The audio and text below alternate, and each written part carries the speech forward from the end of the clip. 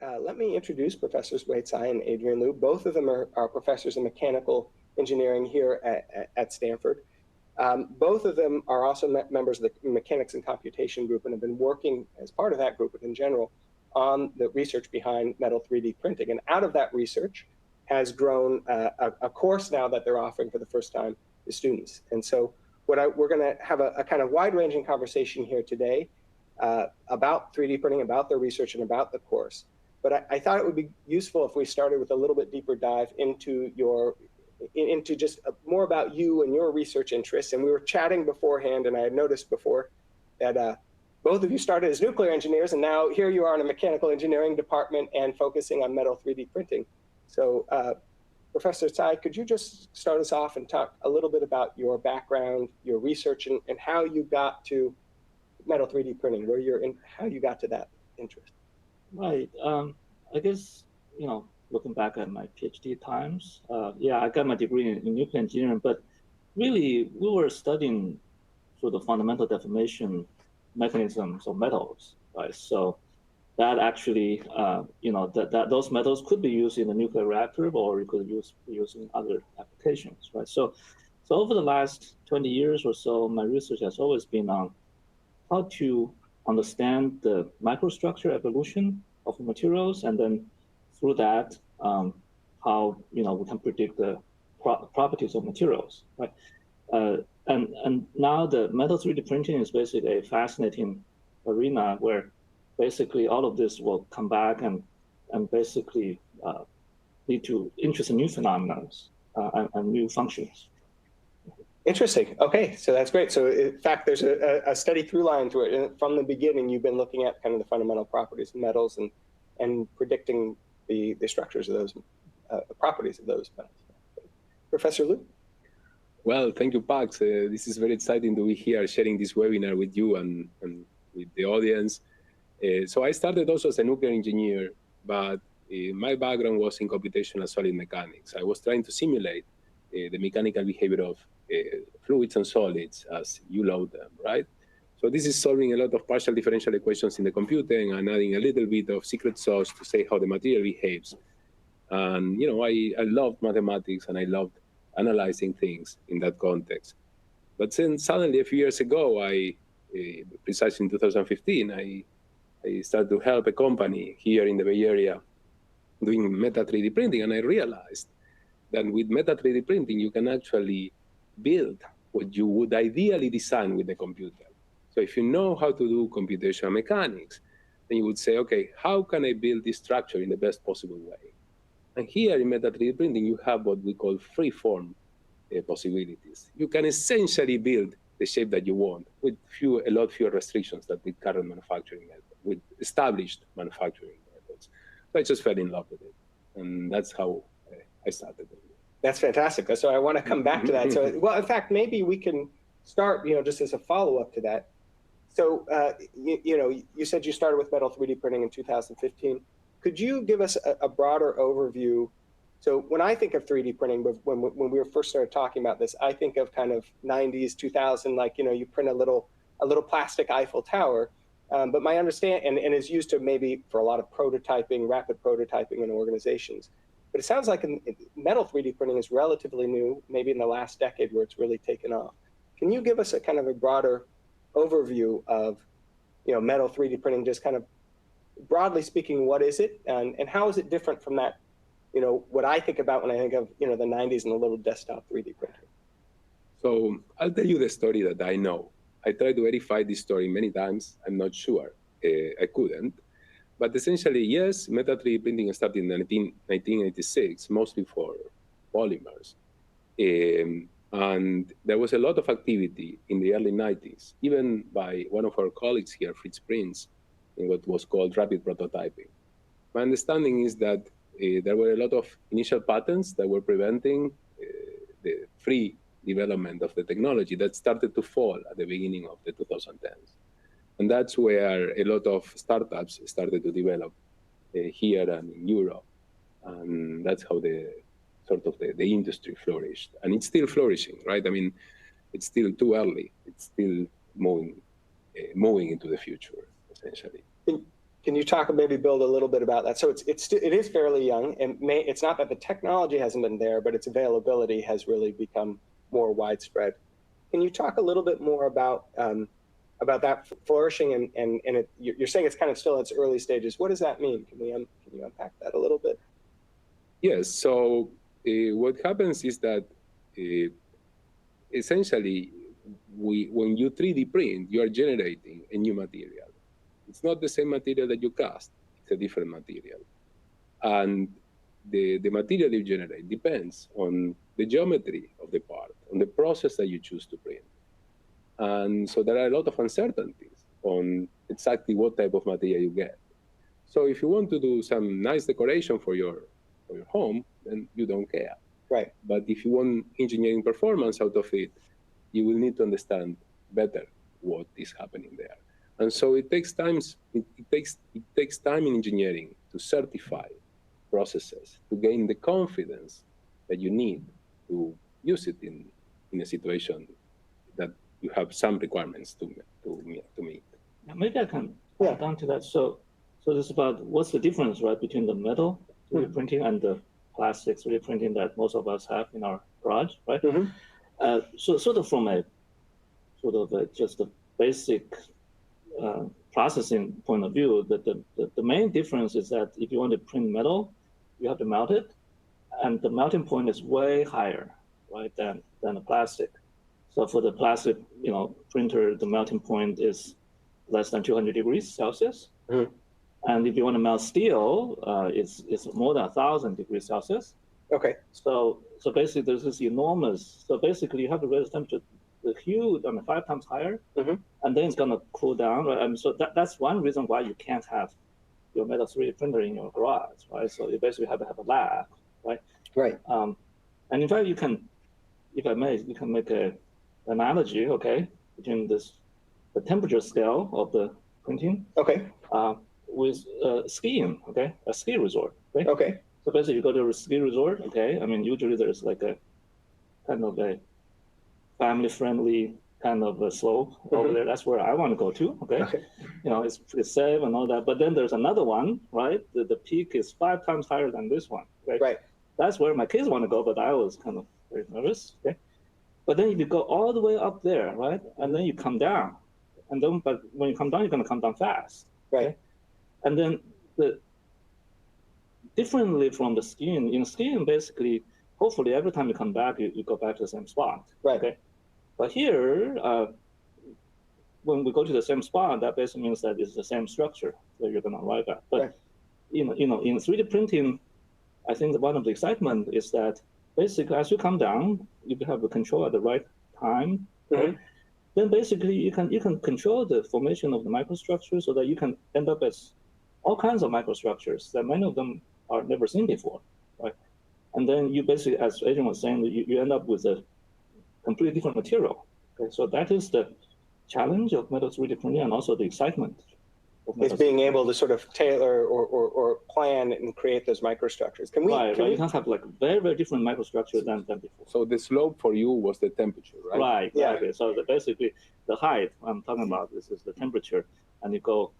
Basically, you have to finish the thing cools down very fast, right? And it goes to 1,000 degrees, and then probably gets down to room temperature in like a millisecond, and then this is the very fast speed.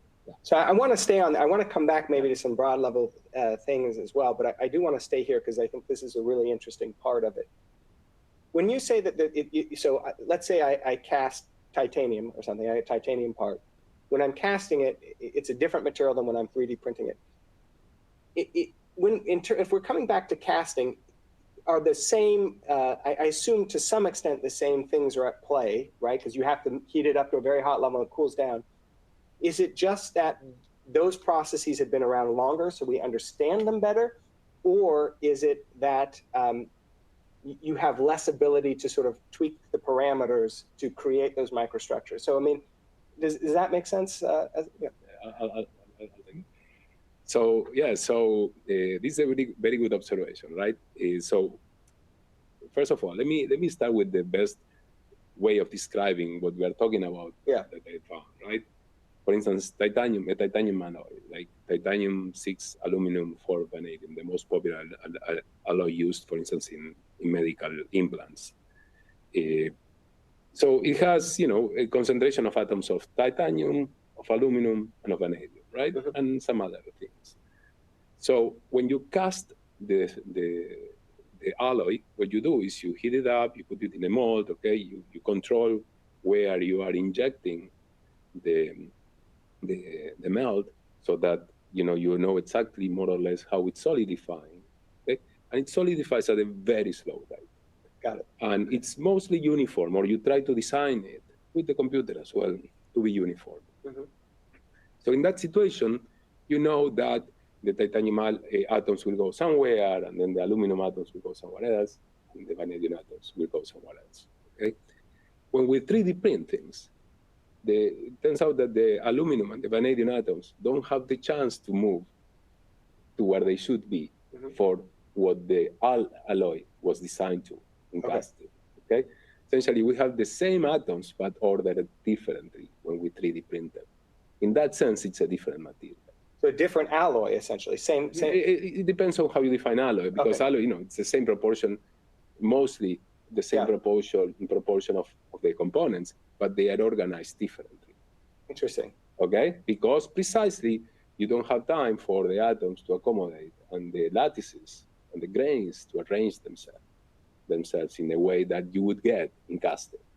So coming back to your analogy, a big difference. So even in casting, you basically, that slope is a shallower slope because the cooling takes place over a longer period of time, and proportions, I guess, are better understood. Whereas with this, it's rapidly cooling, and that creates, as you're saying, the atoms don't have time to arrange the way they would in the slower cooling. And so is that something now, and maybe this leads into your research, is that something that you can adjust, I guess, based on the heat of the laser, based on, can we dive into that a little bit? Right. Maybe let me just follow up on that just a little bit, so that indeed, so in metal 3D, the cooling happens very fast. Right? Okay. So why is that? Because it's like you can say, wow, if fast cooling is better, then why don't we just somehow do fast cooling in casting, right? But but you cannot. You got the macroscopic part. I mean, then there's only so fast that you can take the heat out, right? And it will take at least several minutes, hours to cool down. Whereas here, you basically, the laser just hit up a very tiny spot and locally melt that spot where the remaining part is cold. And then as soon as the laser moves away, then that part just immediately solidifies, right? So that, so the time scale is very fast, but also there's another difference, that is the length scale is also very small. So it not only have very high sort of rates, but also you have very high spatial gradients. Okay. And that tend to distort the lattice, and then that also contributes to forming a different microstructure. That's fascinating. So I want to come back to that and come back to it, in the context of the class, and how you might help engineers or managers who are thinking about this, how the class might help them understand that process and understand how that might feed into their decisions around this. I wanted to come back to some of the other promises around this, and what you had said is, Professor Lewis, is the ability to kind of design what you can imagine. And one of the things and we had talked about this earlier, is you had said, look, a lot of people are asking, can I replace this part with metal 3D printing? And you said that's totally the wrong question. What you want to ask is, what can I design? What can I do with metal 3D printing? What are the possibilities? You don't want to necessarily just use additive manufacturing or 3D printing to replace a part.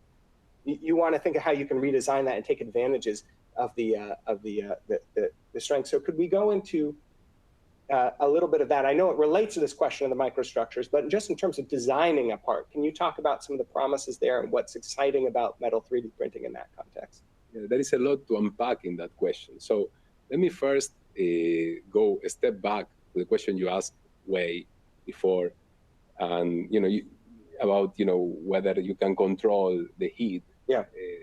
Because or maybe do you want to control the heat, right? And so what may seem as a liability may also be an advantage, right? So it's a different material. So the question is, okay, with this process, I get this material. What can I use it for?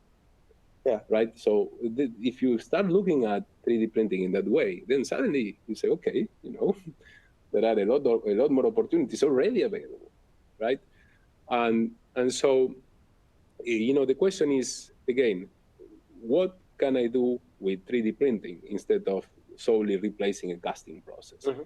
It's very hard to economically replace a casting process because it's already very optimized, right? Mm-hmm. So generally, 3D printing has found niche applications in things in which you have to manufacture the few of each, aerospace industries, okay? Or, for instance, dental implants or bridges or crowns that are custom made for each customer, okay? So those are situations in which it makes a lot of sense, both from engineering perspective and economic perspective, to use a 3D printing process. And it has, those are industries in which it's penetrating. Right. SpaceX manufactures entire rocket engines with their own custom-made metal 3D printing processes. But at the same time, there are other creative uses of 3D printing that have emerged. The most famous one is the one of the GE lip nozzle. And it's, it's everywhere in the press. But it's a fascinating story. They essentially, when you have a rocket engine, you have to inject the fuel into the engine. And you have a lot of nozzles that do that. And each nozzle used to be manufactured with assembling and welding 20 different parts to just get one nozzle. And you have to do it for a lot of nozzles, right? And, so what GE did, because they also have a very, bubbling or very active additive manufacturing business, they replaced that with a new design that it's only one part printed once. So you don't have to assemble it, and it is cheaper, it lasts longer, and is more efficient. Okay, so that's the poster boy for additive manufacturing. But then you have even more interesting things, right? Like, for instance, the company that our colleague Joe DeSimone started, Carbon 3D, that is here in the Bay Area, they created these lattice sole shoes for Adidas.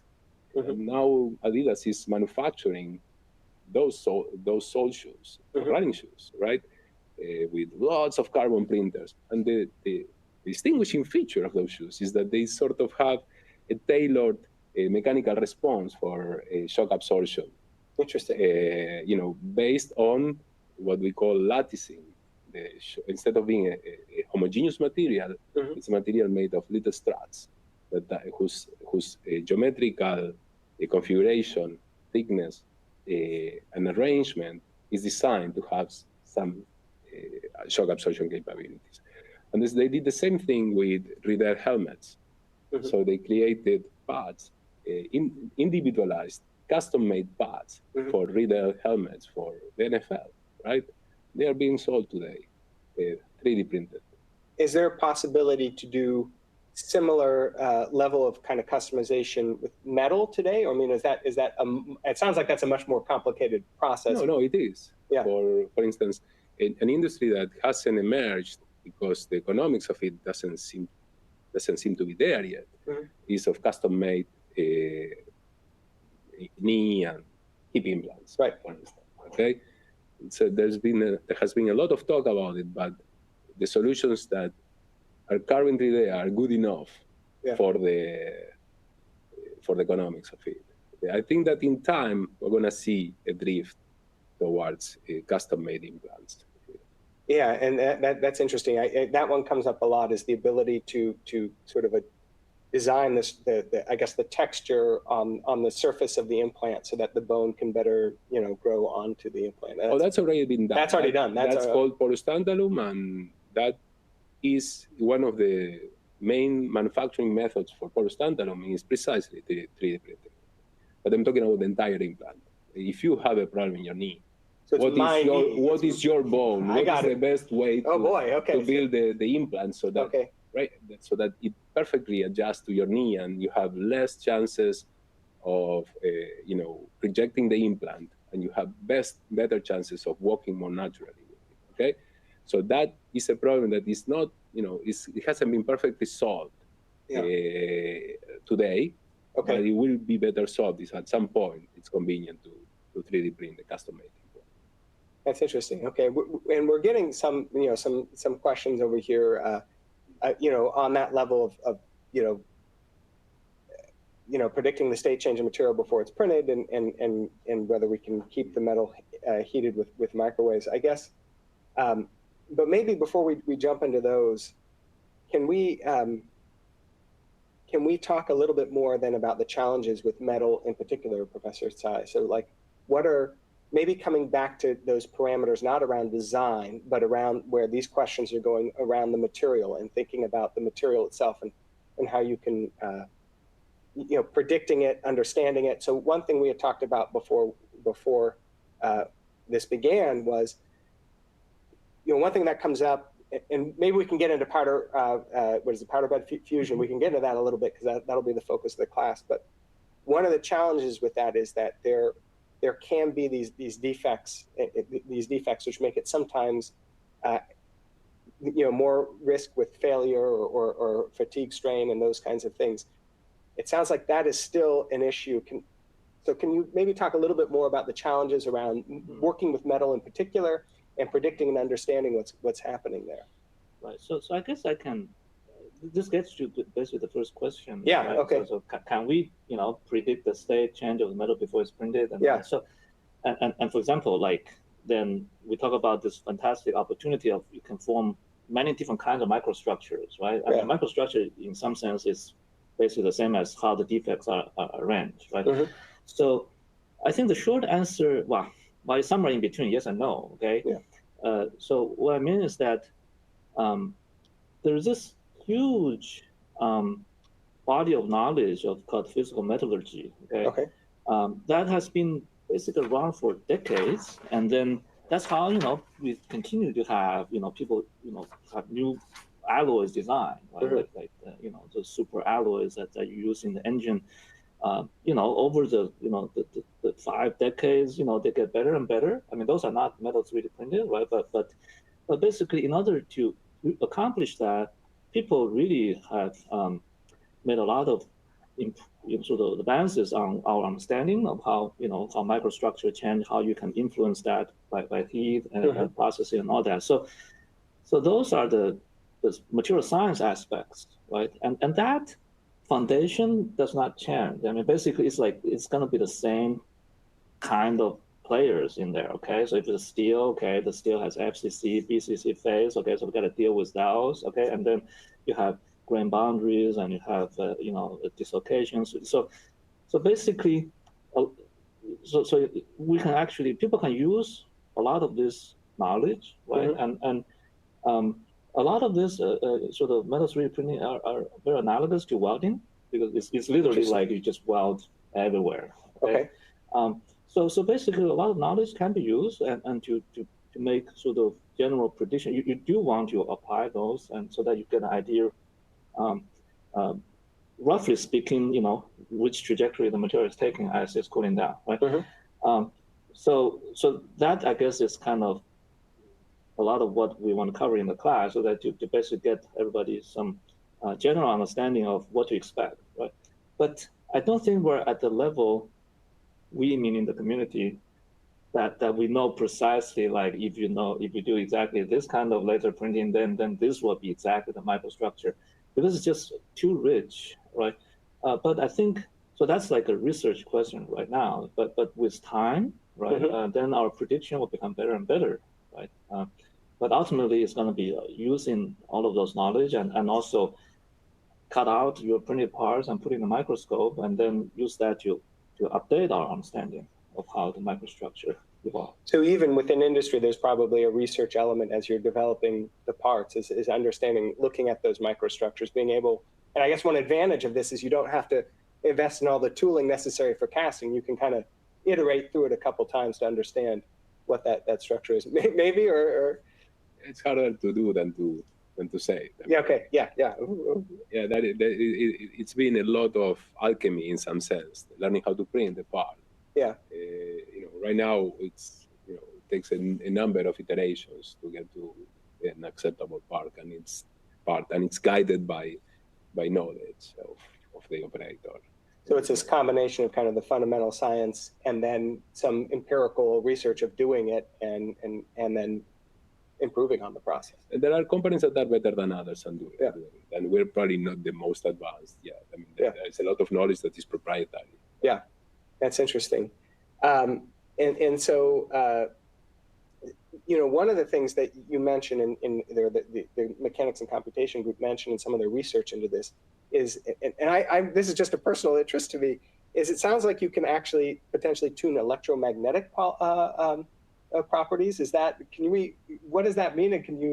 And I saw there was a recent research, I think, done here at Stanford on this in particular for engine parts that maybe won an award or a grant. I would love to hear. Is any thoughts on that, or is that something that's new, or is that something that we've been able to do with casting, or is that a real? I see. Okay. So, yeah, maybe what I have in mind is not necessarily the in terms of modulating the electromagnetic wave, but maybe this is still something sort of relevant. That is, like as Adrian was saying earlier, metal AM can open up new possibilities, right? That are not, even possible before. So we're not even sort of trying to duplicate a previous sort of a part, right? Mm-hmm. So basically, I guess there is this interesting story about, maybe AM can have interesting sort of solutions in application to electric motors, right? Okay. So like, I don't know whether you ever open up a electric motor before as a kid. Okay, if you open it up, you should see their coils there, and usually three of them, and then there are coils wound up around some core. Okay, so what we're trying to do there is to basically make an electromagnet. Basically, those coils, if it is current goes through, it become a magnet. So that is allow you to basically convert electric energy into force. Right? And then so basically, what is the coil is wound up about that is the iron core. Okay? So the purpose of that is to amplify the magnetic field generated by the coil. But then if you pay closer attention, look at them more carefully, then that core is not a solid piece of iron. It's actually made of many stacks of iron. Now, why is that? Is because usually this motor, you run it with high frequency currents, and then the magnetic field changes back and forth very fast. And when magnetic field changes, that produces a current inside your core, and that's called the eddy current. And then that can lead to heating and dissipate energy. Right? Okay. So what we want is a core that is magnetic but kind of not conducting. So what they do is that they cut it into many slices, so the current can't go like that. So it can only be confined within each thin slice, and that's very interesting. Okay. But the thing is that if you want to run the motor at higher and higher frequency, then you want to get this layer thinner and thinner, and that becomes more and more costly, right? So then you say, okay, this is not what we want. Ultimately, we want a different material, right? We want a material in which it's magnetic, but it's not, conducting, right? So you basically, ideally, what you want is called a magnetic composite. You want basically little magnetic domains that are, separate. Okay, so you don't want a big piece. So the question is, hey, can you make that in metal 3D printing, right? So you just print the part, and then it's just like that, right? So it turns out it's possible. So this one of our colleagues at Switzerland actually demonstrated this recently. So basically, we talk about iron. Iron can have different places. Okay? The common one is called the body center cubic phase. Okay, that's magnetic. Okay. But you also may notice that the stainless steel is not magnetic. The magnet does not stick to it. The stainless steel is also iron, but it has a different crystal structure. It's called phase center cubic, FCC. So basically, if the arranging the BCC is magnetic, if arranging the FCC is not magnetic, right? So, what if you can, these are just two different microstructures, right? So what if you can control it so that at some point, because of my condition, this condition is BCC and magnetic, and then the other point is actually non-magnetic, right? So what people have demonstrated is that you can have, as you print, you can change the parameters, so that some regions are magnetic, some regions are non-magnetic. So basically, you effectively print the composite, a magnetic composite. Interesting. And wow, okay. So I guess that's one way you can have an effect on the magnetic property of the material. That's really exciting. That's very neat. And that's something that wasn't available, obviously, through traditional casting methods. Right, there's no way. No, you cannot do that. Right? Yeah. You cannot do it in that controlled way, essentially. You can mix particles into a matrix and things like that. But this allows you very fine control of where the material will be magnetic or not. And in fact, you see, once you can do that, you can say, wow, right? Maybe because you literally can specify which point you want to be magnetic and which point you want to not be magnetic, right? So maybe you can arrange them not just necessarily in a regular array or whatever way that suits your needs. Right? So in other words, the structure of it as well can be very complicated in terms of where the points are. It gives you the freedom to design and optimize. So and maybe that's a good segue into the class itself. So can we talk a little bit more?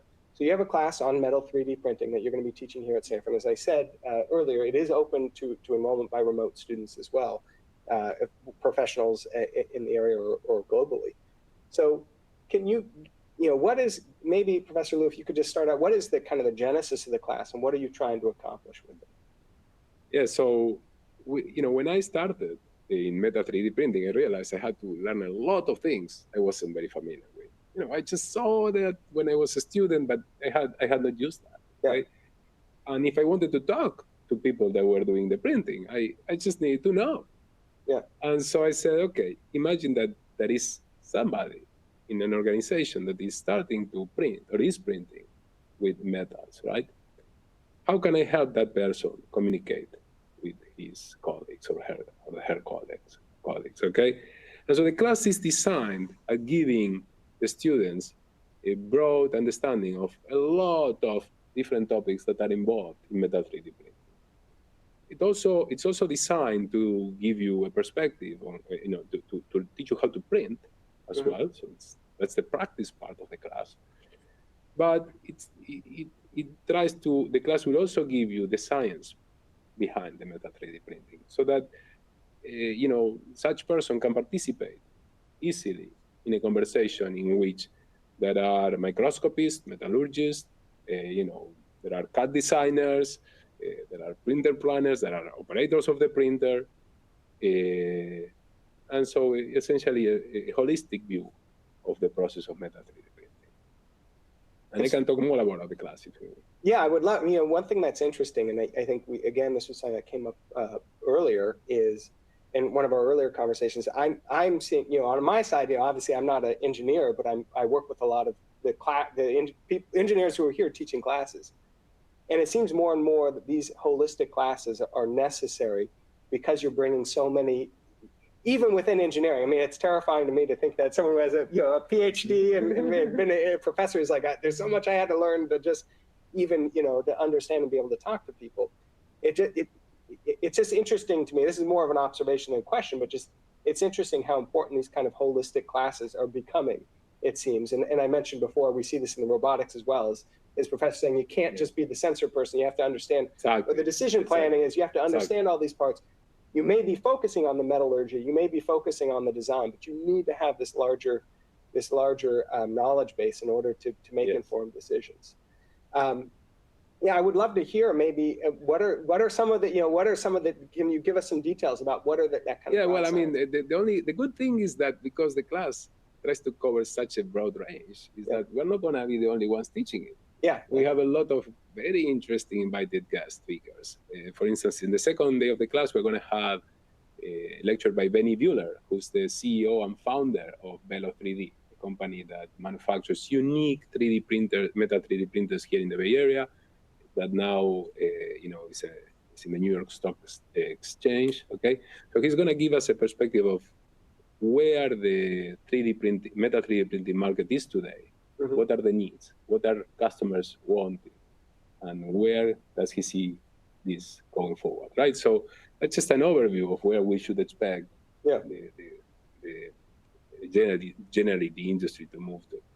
Then we're going to have either Hardik Kavaria or Psychopal Nenaturi from Carbon 3D, who are in charge of all the software infrastructure for their 3D printing, which is a polymer 3D printing, but they are thinking about, okay, now that we can 3D print, what are the tools that we need to take advantage of the freedom that we have, right? For instance, if I have a geometry, can I lattice it? Can I fill it with a lattice? Okay. Can I do topology optimization on that? Can I do both at the same time? So they are building those tools for people to use. So they're going to software tools. The software tools. So we're gonna hear from them. We're also gonna learn how to use, related tools, not exactly the carbon tools. Okay. We're gonna have also Manya Livo Matthews I don't know. He's not the director. He was, one of the key people leading the activities of metal 3D printing at Lawrence Livermore National Lab. It's probably the largest organization in the U.S. in terms of activity in metal 3D printing. We're also going to have somebody from Xerox PARC, who's a metallurgist. He's going to tell us about families of alloys that are suitable for metal 3D printing, and then others that are still, being invited. And we're waiting to hear from them. So the class is aimed again at giving a holistic perspective of where things are right now, the metal 3D printing, and giving essentially, and relying not only on our limited knowledge, but also a little bit on people that are out there in the field trying to make it work. Is there anything you would add? Yeah. So also, as you were saying, like, there's so many things involved, right? And I don't feel sort of bad about not knowing everything. In fact, so some of the lectures will also be given by our collaborators on campus. There are experts on lasers and experts on characterization of the prints. So basically, laser is something, that's so outside of my area of expertise, right? So, but, it's a very important part of this whole enterprise, right? So basically, then the students can hear directly from the experts. And so in terms of something like a laser, is what's important is just the kind of laser, the properties of laser. Adjusting the optics, right? These are actually very strong lasers, not the laser pointers. So you want them to be, reliable, and then all the little details, the small details, right? So like if the laser is on for too long, maybe, the things will heat up, and then you will, the lens will change the beam a little bit, right? And that just the optics of that, right? So, and then you in the end, your parts of precision is not going to be good enough, right? That's interesting. So even you have to understand, you're not just predicting what's going to happen to the the powder that you're training the laser on, but it may affect kind of how the machine itself operates. It's like driving a car, right? Yeah. You can just drive it, but sometimes you have to know a little bit about how it works, right? Yeah. Well, it sounds like a little bit more than that. I like the thought that skiing and driving are analogies. But cars are now in a position in which you actually don't need to know much, right? Yeah. But it used to be that you should be ready to fix them, right? And so yeah, you need to know how the process works, what the limits of the machine are, because the problem is that the operator, whoever operates the machine, should know that. But if you have something that's not working well, you need to be aware that this could be a problem. And again, I'm coming back to this holistic idea of understanding how things, what the main issues are when you 3D print metals, right? So that you can actually solve the problems when they appear. And be able to correctly identify the problem. It sounds like that might not even be a thing you're thinking about, that the laser itself has changed, or the properties of the laser are changing if it's on too long or something like that. Yeah. That's interesting. And then in terms of, will you also get into, you talked about the software, which I assume is used in part to design, but also to predict. Is that right now a pretty, as I've read this as well, it's like you got to use CAD to design, and another one to predict the properties, and another one, and each time you change your design, you're working through three different software systems that don't necessarily talk to each other. Is that still a problem? It sounds like someone's working on solving it. Is that still a problem? Is that something you get into a little bit in the class in terms of the? Well, I mean, the connection between CAD and optimization of the design, mechanical optimization, electrical optimization, that link is a little bit closer now to things like Fusion 360 and, for instance, the tools that Carbon 3D is working on, many other initiatives that are out there, not only them. And in terms of trying to understand the mechanical properties of the part, there's nobody who does that really well these days. So yeah, that's a niche part, and often it's not as much as used as much in industry. That's not critically used. Right. I guess in terms of mechanical property, I guess right now what people can do is that there's some general trends, right, as a rule of thumb. So basically, if you do a modeling of the thermal process, I mean, basically the temperature history of your thing, and then of your material point, then there's some guidance on what you should expect, right? But it's still at a rather qualitative level, so that you don't say, oh, there's a software, I press a button. I mean, but maybe in 5-10 years, some products would appear. Can we walk through maybe a few of the other things? So we have kind of thinking about the class, but also just thinking generally, if someone who's listening right now, who's thinking about metal 3D printing or involved, is kind of there's in general, the kind of the business, what's happening in the future, what are the niche? There's understanding, what's possible as a designer, right, in terms of imagining these parts. But then it sounds like you need to understand something about the machine itself, the properties of lasers. You need to also understand a lot about the properties of metals that you're dealing with and how they behave under high heat and rapid cooling. What are some of the other aspects of this that you cover? What about the post-processing? What about testing? I mean, what are some of the other things that you think are important for people to be thinking about? Who are some of the other people who are involved in these kinds of processes that are important to bring into the conversation or into the class? So in the class, we are going to have, the class has two lanes. One lane is with labs and one lane without labs. All students will go, at least in theory, through all the process, through the beginning to the end of coming up with an idea, designing a part, preparing it for printing, thinking a little bit about the material properties that one would get, post-processing it, and essentially evaluating how it looks like, right? The students that will take the lab will be able to do this in practice as well, okay? And so, through the class is structured in a way that we start from software, we go through the scientific foundation, okay? Then we go into the more heuristic way of finding how to print, okay? There's no recipe, it's just a way to proceed. Right. And then we go into a final project in which we're going to try to do topology optimization of a part for a function, okay, as a practical way of applying these things. I don't know if I answered. Yeah, I think that did. Anything you would add, Professor Shaw? Yeah, so I guess there's we talk about what the metal goes through, right? Cooling and all that, but then sometimes you may want to do a post-treatment, right? To sort of modify the property a little bit, and also another aspect would be what are the different characterization tools that can be that are commonly used right now, right? To sort of try to diagnose is everything okay microstructurally, or and identify any problems. So in other words, there's also maybe a post-treatment, a post-processing. Part of that is probably the practical stuff, polishing, finishing, cleaning. But some of it sounds like can actually also adjust the properties. Right. You can put it in the oven and then sort of bake a little bit. So that you go down really fast, right? But it's okay. That was fast, okay. But then I can kind of raise the temperature globally a little bit, right? And then let it slowly cool down, and that is has been used for conventional casted parts as well. So but you can do that for metal 3D printed parts to sort of modify the product a little bit.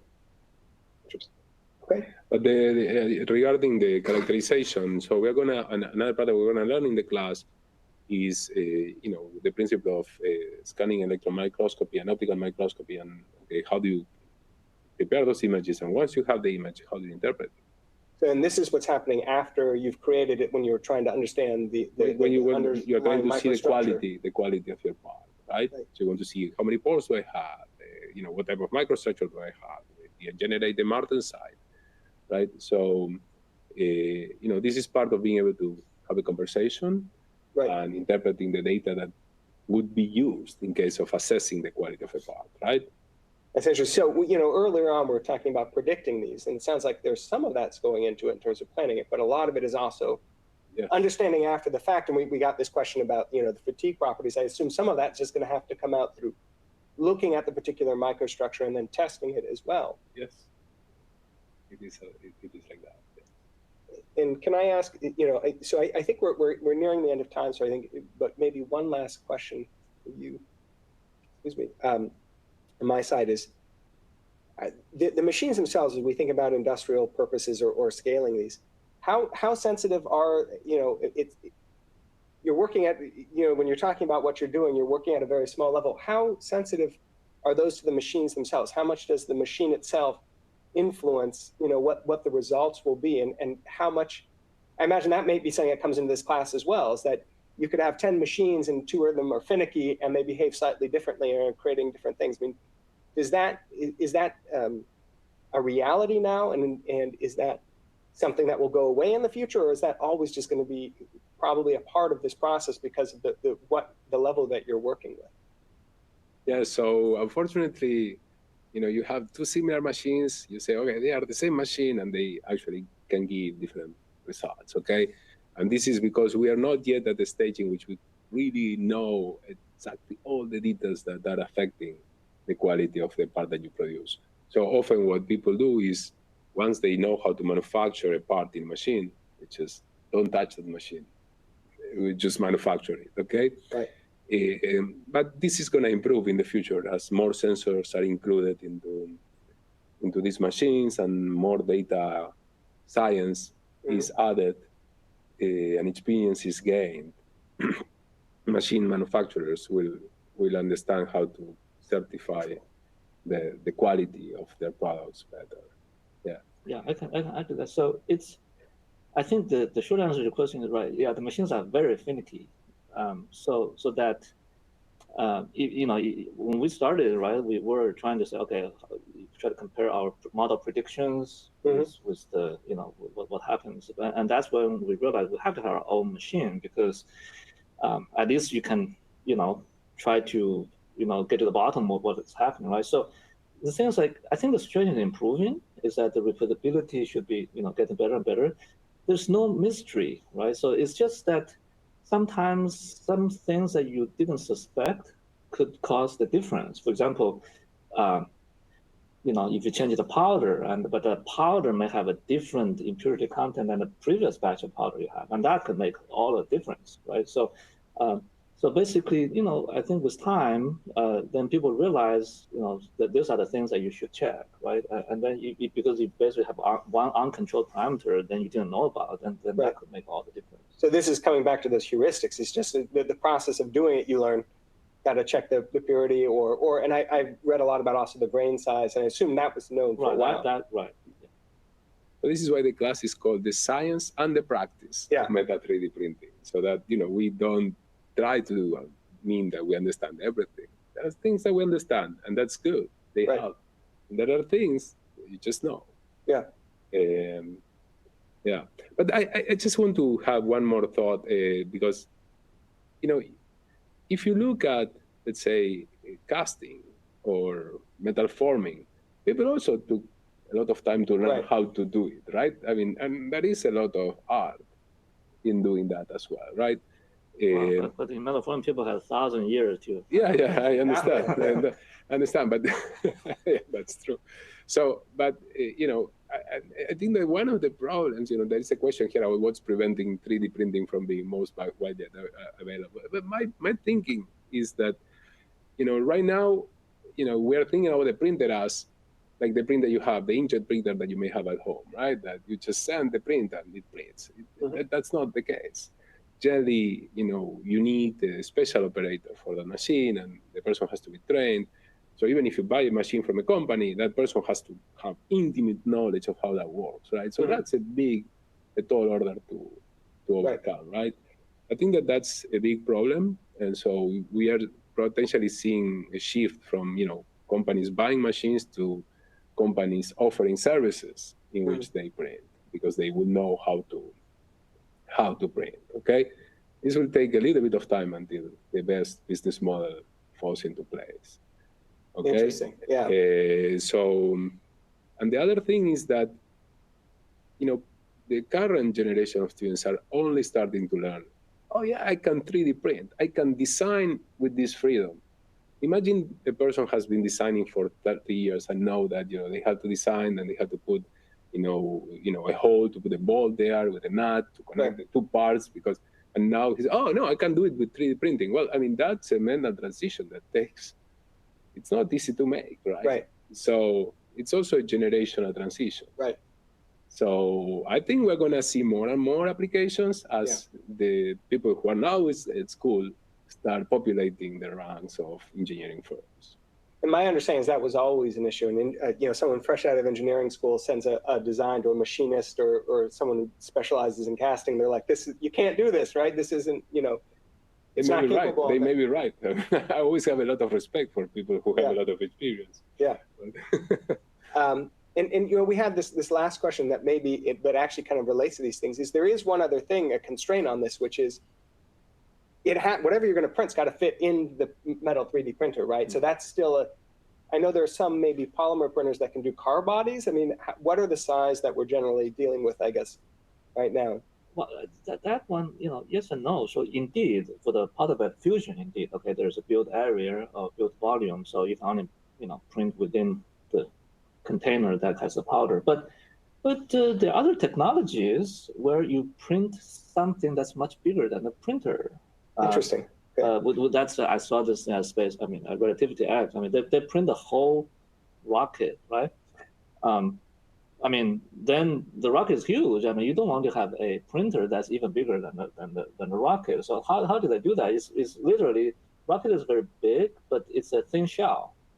So they literally just but that's a different technology. So you just extrude things around the shell, and in fact the printer doesn't just sit over there, and the shell rotates to get printed, right? So you can have an enormous product with a printer that's just extruding the filament that's actually much smaller. It's not exactly extruding; it's similar to that, but it's a right. Well, not extruding, but anyway, and it's called relativity space because we mixed SpaceX and. Well, this is great. I think we'll leave it there. There are some more questions that came in. A lot more we could talk about, but thank you so much, both of you, for joining me today to talk a little bit about the class and talk about the future of metal 3D printing. Thank you, everyone who joined us today, for your questions and for being here. And hopefully we'll see you in the class. Yeah, hopefully. Thank you. Thank you, Pat.